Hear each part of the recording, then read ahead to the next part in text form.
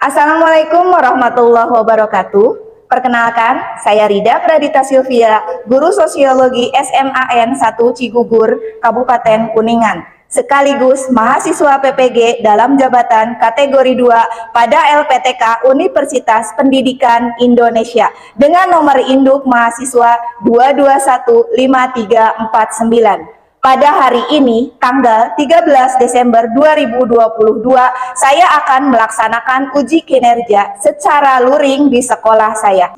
Wassalamualaikum warahmatullahi wabarakatuh. Selamat siang anak-anak kelas 12 IPS 1. Siang, Bu. Assalamualaikum warahmatullahi wabarakatuh. Waalaikumsalam warahmatullahi wabarakatuh. Bagaimana kabarnya hari ini? Alhamdulillah baik. Alhamdulillah, sehingga kalian sampai siang ini dalam keadaan sehat dan bisa mengikuti pelajaran sosiologi. Sebelum kita mulai pembelajaran, alangkah baiknya kita berdoa dulu menurut agama dan kepercayaan masing-masing. Siapa yang mau memimpin doa? Saya, Bu, Wildan. Boleh, Wildan. Sebelum belajar, mari kita berdoa. Berdoa dimulai.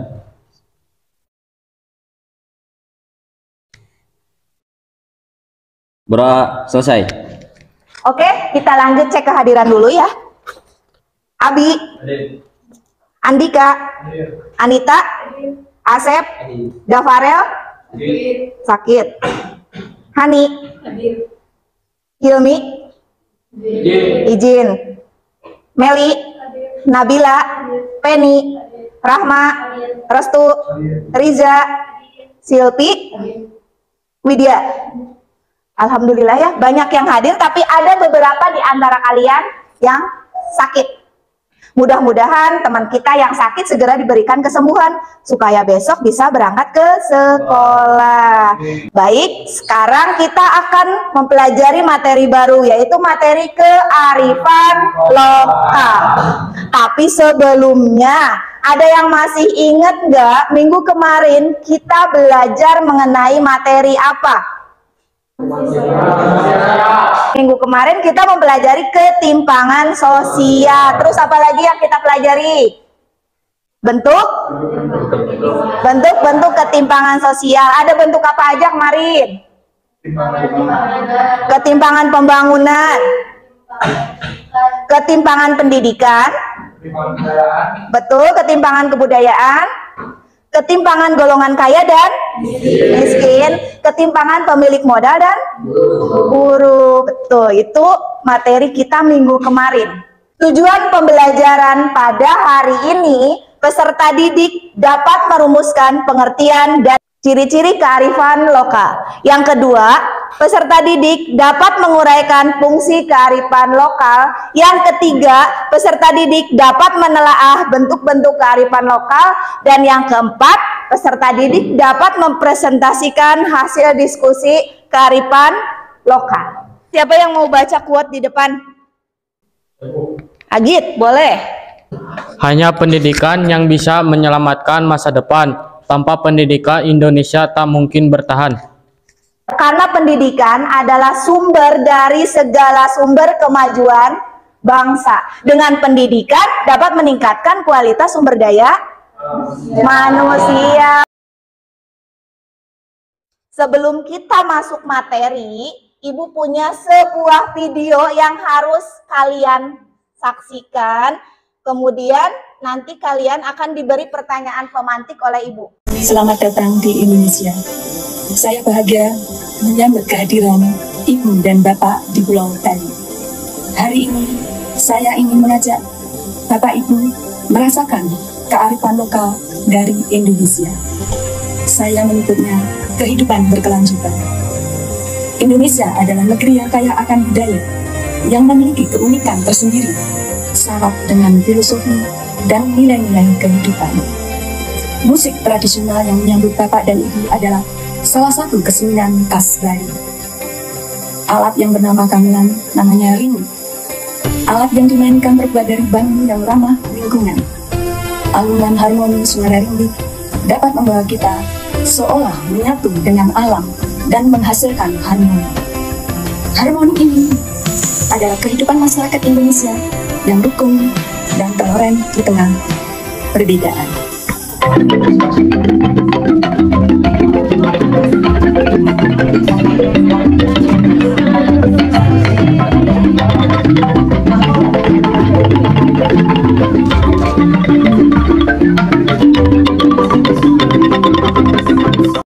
Sudah disaksikan videonya? Video tentang apa yang kalian lihat tadi? Kearifan lokal, tepatnya di mana? Di Bali, betul. Dalam kegiatan apa? KTT G20. Sekarang Ibu mau nanya nih, dalam benak kalian apa sih kearifan lokal itu? Tradisi, restu. Apalagi? Batik, adat istiadat, betul Asep. Apalagi menurut kalian kearifan lokal itu? Budaya, betul. Jadi kearifan lokal itu merupakan kekayaan budaya lokal di mana diwariskan dari generasi satu ke generasi berikutnya, diwariskan secara turun temurun. Sekarang dari video yang sudah kalian saksikan, ada bentuk kearifan lokal apa aja? Tarian, gamelan, pakaian adat Bali. Kalian tinggal di mana ini? Di Kuningan. Kalau di Kuningan ada kearifan lokal apa aja yang kalian tahu? Betul, Seren Tahun, Cincowong, Kawin Cai, Panahan atau Sabtonan, Batik Kuningan. Itu merupakan kearifan lokal yang ada di Kuningan. Apa sih yang dimaksud dengan kearifan lokal? Kearifan lokal itu berasal dari dua kata, yaitu wisdom dan lokal. Wisdom artinya kebijakan atau kearifan, dan lokal masyarakat setempat. Bisa diartikan kearifan lokal itu merupakan kekayaan budaya lokal yang mengandung kebijakan hidup, pandangan hidup yang mengakomodasi kebijakan dan kearifan hidup pada suatu daerah. Jadi daerah yang satu dengan daerah yang lainnya itu akan memiliki kearifan lokal yang berbeda. Setiap daerah memiliki kekhasan, keunikan kearifan lokalnya masing-masing. Lanjut ke proses terbentuknya kearifan lokal. Yang pertama ada proses trial and error. Kemudian ada juga pengetahuan terkait fenomena alam dan sosial yang subjektif. Dari sini kemudian diikuti oleh masyarakat, di mana kearifan lokal dipercaya bisa menjawab masalah. Kemudian setelah itu bisa menjadi kearifan lokal dan diwariskan kepada generasi penerus dan dipraktikkan hingga saat ini. Lanjut ke fungsi kearifan lokal. Ada berapa fungsi kearifan lokal? Ada 4, boleh dibacakan. Fungsinya ada apa aja? Yang ke-1, konservasi dan pelestarian sumber daya alam. Yang kedua, sebagai pengembangan sumber daya manusia. Yang ketiga, sebagai pengembangan kebudayaan dan ilmu pengetahuan. Keempat, sebagai petuah kepercayaan dan pantangan. Itu merupakan fungsi kearifan lokal di dalam masyarakat. Kemudian sampai sini ada yang ingin ditanyakan dulu mengenai fungsi kearifan lokal?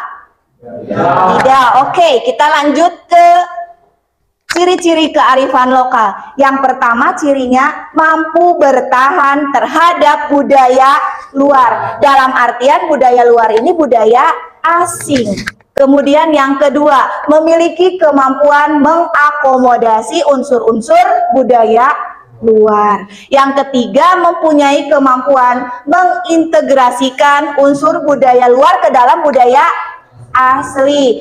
Yang terakhir, ciri kearifan lokal mampu memberi arah pada perkembangan budaya.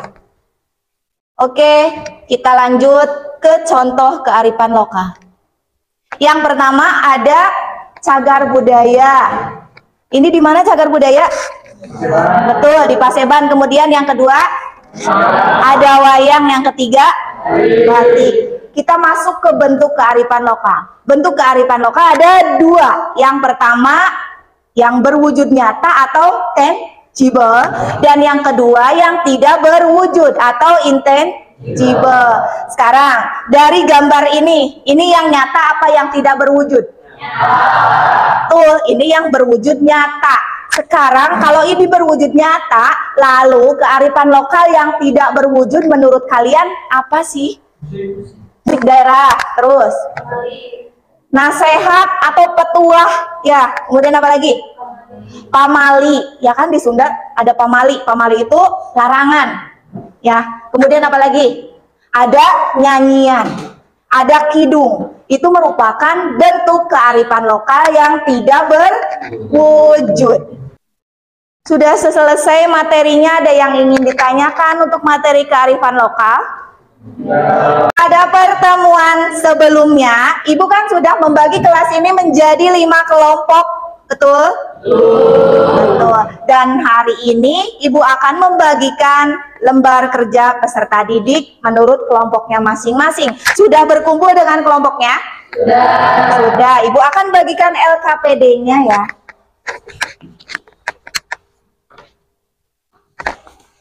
Lihat LKPD-nya masing-masing per kelompok. Di sana kan kalian kebagian kearifan lokal suku Sunda. Yang pertama kelompok 1 ada Sunda Wiwitan. Kelompok 2 ada Pamali. Kelompok 3 ada Wayang Golek. Kelompok 4 ada Hutan Larangan Cirende. Dan yang kelompok 5 ada tradisi Seba. Kemudian kalian harus cari sejarah mengenai kearifan lokal yang kalian dapatkan. Kalian juga harus cari filosofi dan fungsi kearifan lokal di dalam masyarakat. Kemudian setelah terkumpul informasi mengenai kearifan lokal tersebut, kalian tuangkan pada sebuah infografis.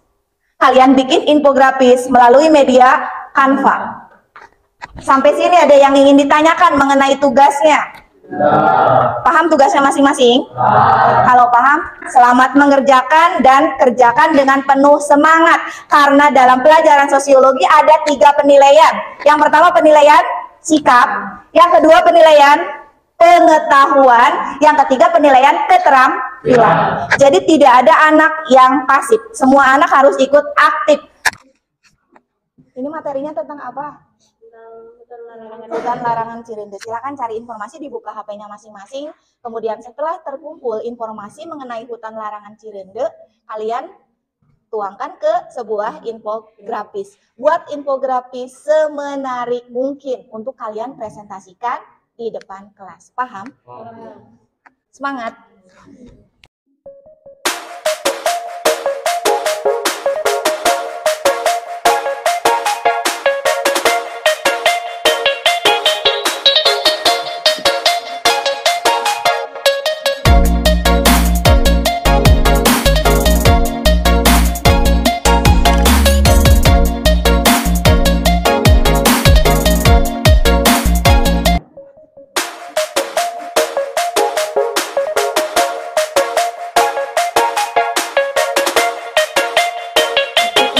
Kesulitan mengenai tugasnya?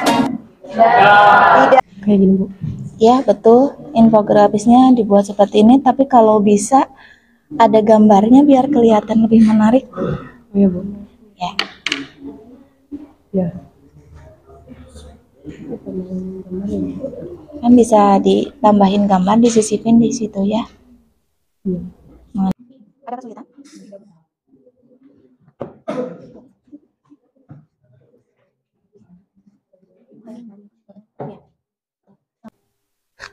Waktunya tinggal 5 menit lagi untuk kalian diskusikan bersama anggota kelompoknya.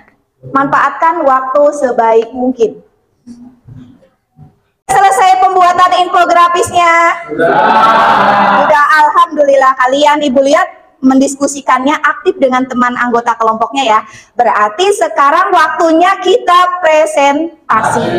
Ibu akan acak melalui spin ya, siapa yang akan maju duluan. Setiap kelompok harus siap ya, menjadi yang pertama maju ke depan.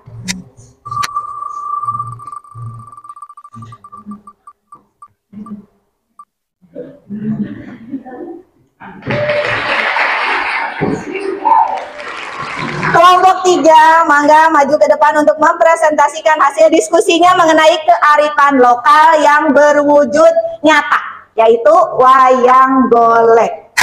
Mangga maju ke depan. Assalamualaikum warahmatullahi wabarakatuh.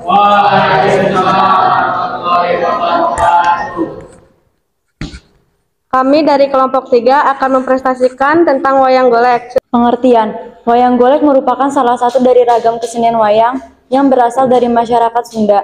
Pertunjukan seni wayang golek merupakan seni pertunjukan teater rakyat yang banyak dipagelarkan. Sejarah, wayang golek mulai dikenal masyarakat Jawa Barat pada tahun 1533 Masehi berdasarkan prasasti batu tulis. Namun ada pendapat lain yang menyebutkan bahwa wayang golek mulai dikenal di Jawa Barat pada masa pemerintahan Raden Patah dari Kerajaan Demak. Fungsi wayang golek di tengah-tengah masyarakat mempunyai kedudukan yang sangat terhormat.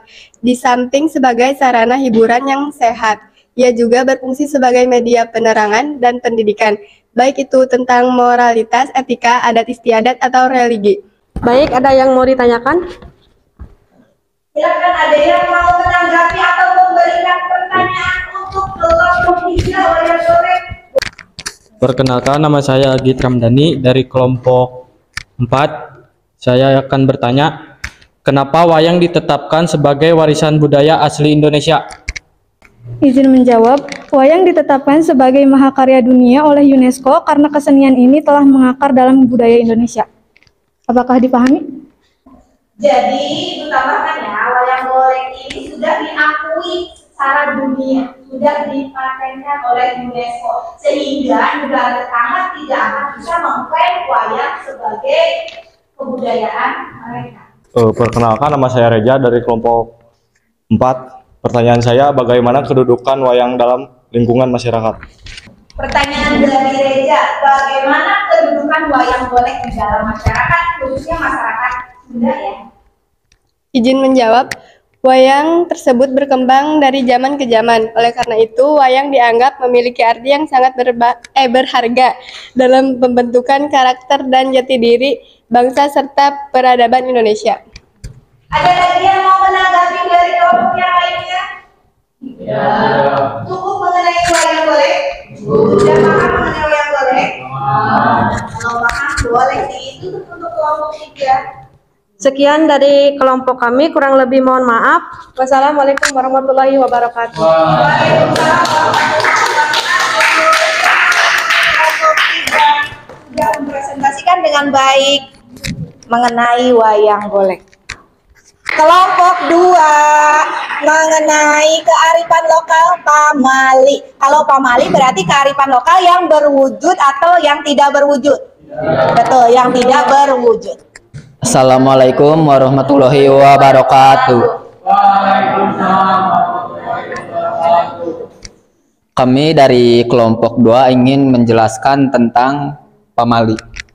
Filosofi pamali. Pamali dalam masyarakat Sunda biasanya tujuan supaya hidup kita hati-hati, waspada, saling menghormati, dan melakukan sesuatu dengan waktu dan tempatnya.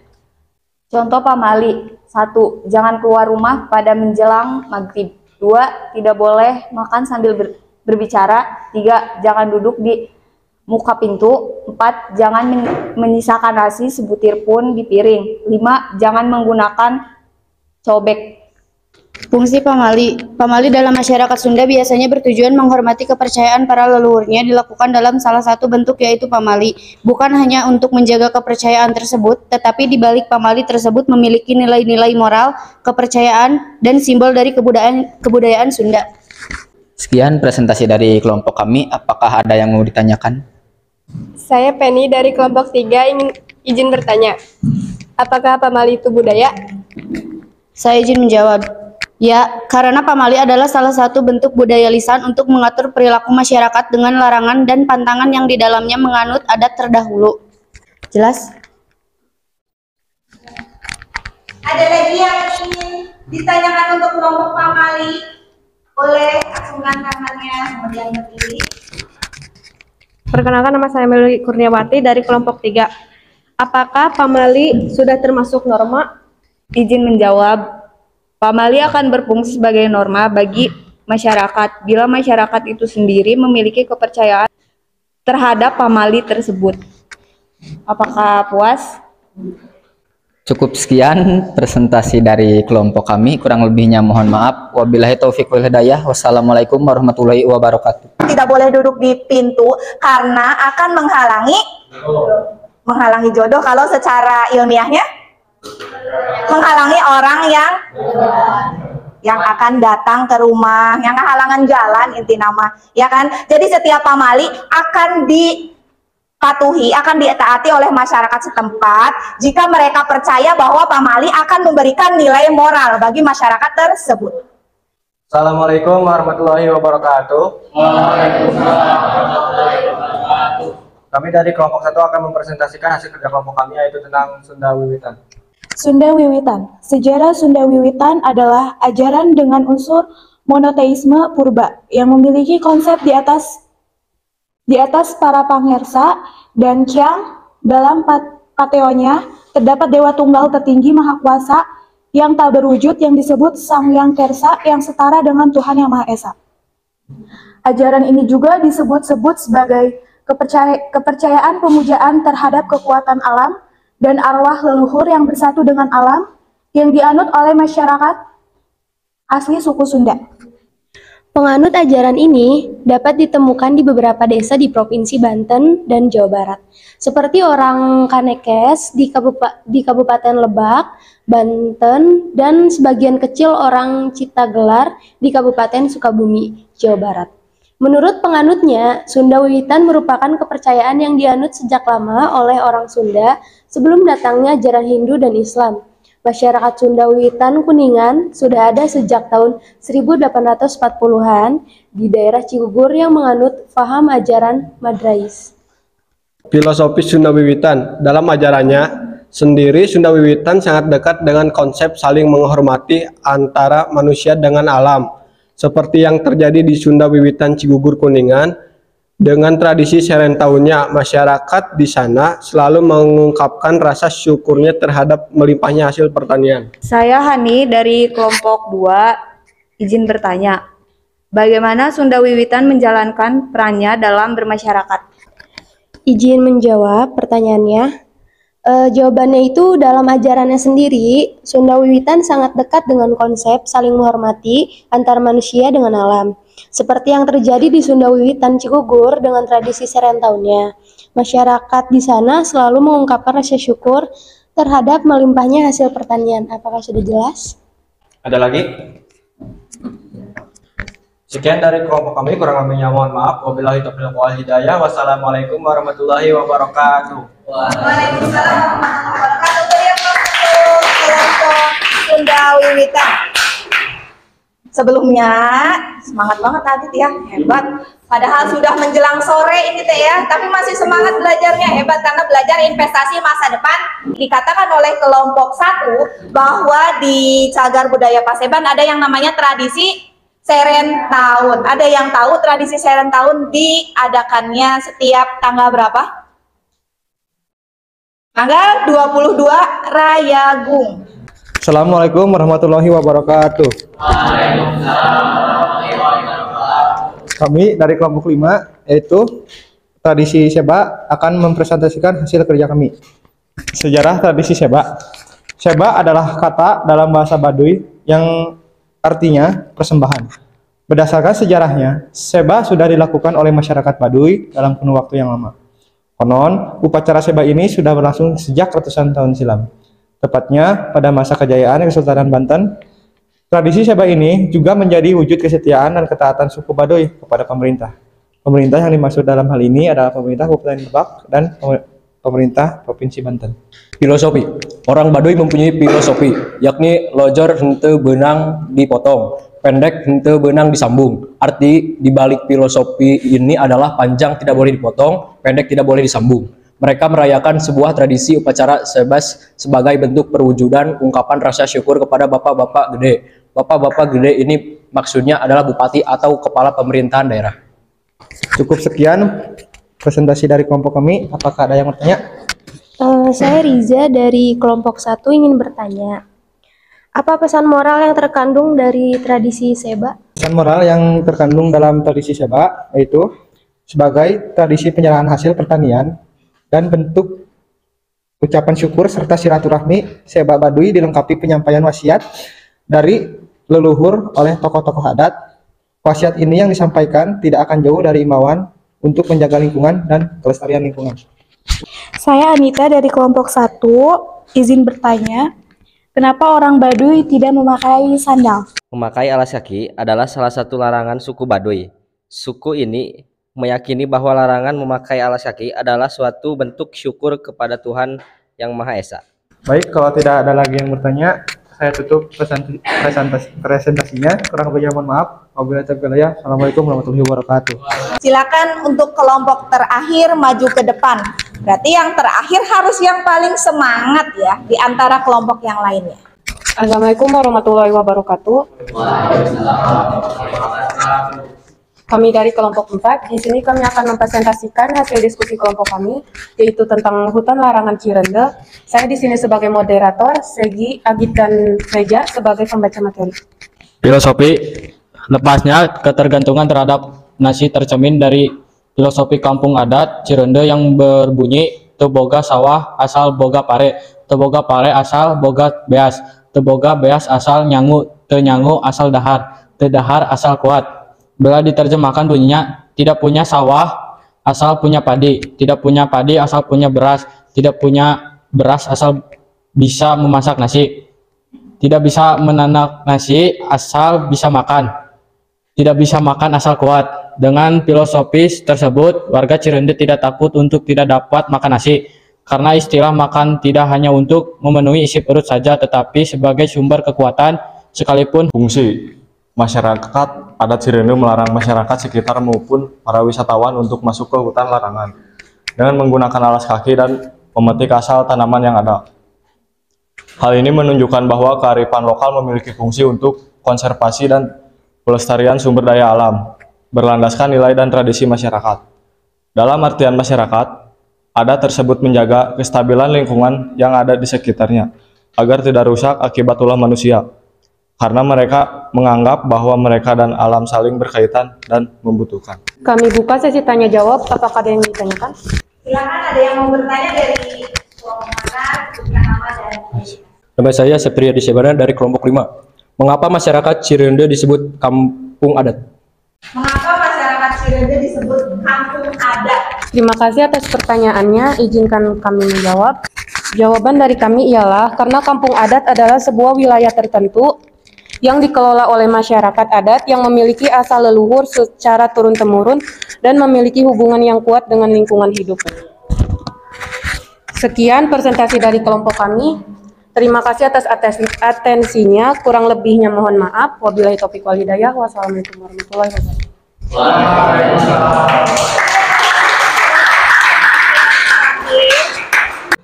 Semuanya sudah maju ya? Dan semuanya mempresentasikan hasil diskusinya dengan baik dan penuh percaya diri.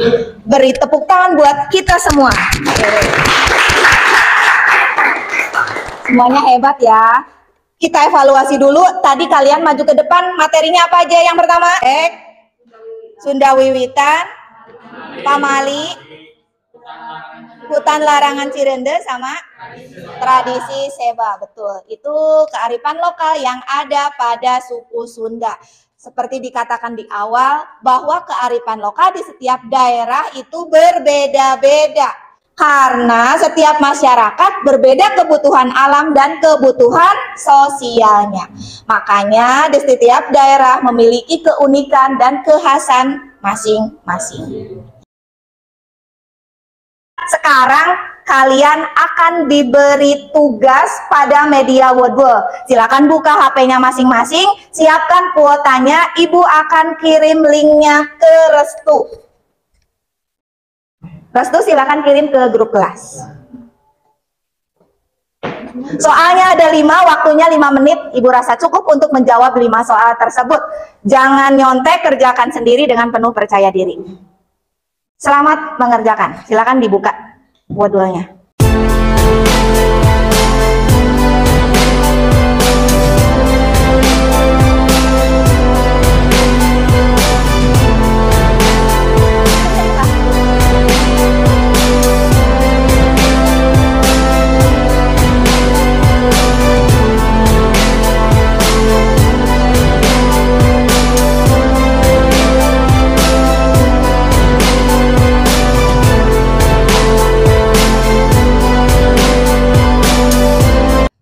Sudah selesai mengerjakan tugasnya? Bagaimana? Susah atau gampang? Gampang bagi yang mengikuti pembelajaran dengan seksama. Yang susah berarti tadi ketika belajarnya sambil melamun, sambil nundutan, bener ya Sep ya? Kemudian kita sudah di akhir pembelajaran nih. Siapa yang bisa menyimpulkan pembelajaran hari ini? Cung. Jadi kesimpulannya adalah kearifan lokal adalah kekayaan budaya lokal yang mengandung kebijakan hidup, pandangan hidup yang mengakomodasi kebijakan, dan kearifan hidup pada suatu daerah. Tuh, hari ini kita mempelajari mengenai kearifan lokal ya, di mana kearifan lokal ini merupakan kekayaan budaya lokal ya pada masyarakat daerah. Siapa lagi yang bisa menyimpulkan pembelajaran hari ini? Bentuk kearifan lokal ada dua, yang berwujud tangible dan yang tidak berwujud intangible. Tuh, kita juga mempelajari materi bentuk kearifan lokal. Ada yang berwujud tangible dan tidak berwujud intangible. Kemudian lanjut, siapa yang bisa merefleksikan pembelajaran hari ini? Cung, oh boleh Restu. Dan ternyata pembelajaran menggunakan infografis itu sangat mudah, cepat, dan juga menarik, Bu. Sebelumnya kalian pernah menggunakan infografis di Canva? Sudah ya, kalau kalian ini sebagai generasi muda harus terbiasa menggunakan teknologi. Tentunya manfaatnya kan bagus untuk perkembangan kalian dalam belajar. Ya, siapa lagi yang bisa merefleksikan pembelajaran hari ini selain Restu? Boleh Anita. Tadi juga kan kita sudah mengerjakan soal di word wall. Ternyata mengerjakan soal di word wall itu sangat seru ya Bu, tidak membosankan. Sebelumnya pernah nggak menggunakan word wall selain pelajaran Ibu? Belum pernah, berarti ini inovasi pertama untuk pelajaran sosiologi minggu selanjutnya. Kita akan mempelajari materi baru yaitu pemberdayaan komunitas. Sekarang siapa yang mau memimpin doa sesudah belajarnya? Wildan, silakan pimpin doa sesudah belajar. Setelah melakukan pembelajaran, mari kita membaca hamdalah. Alhamdulillahirabbil alamin. Alhamdulillah ya, semuanya semangat, semuanya dalam keadaan sehat sampai akhir pembelajaran. Terima kasih untuk pertemuan hari ini. Wassalamualaikum warahmatullahi wabarakatuh. Waalaikumsalam.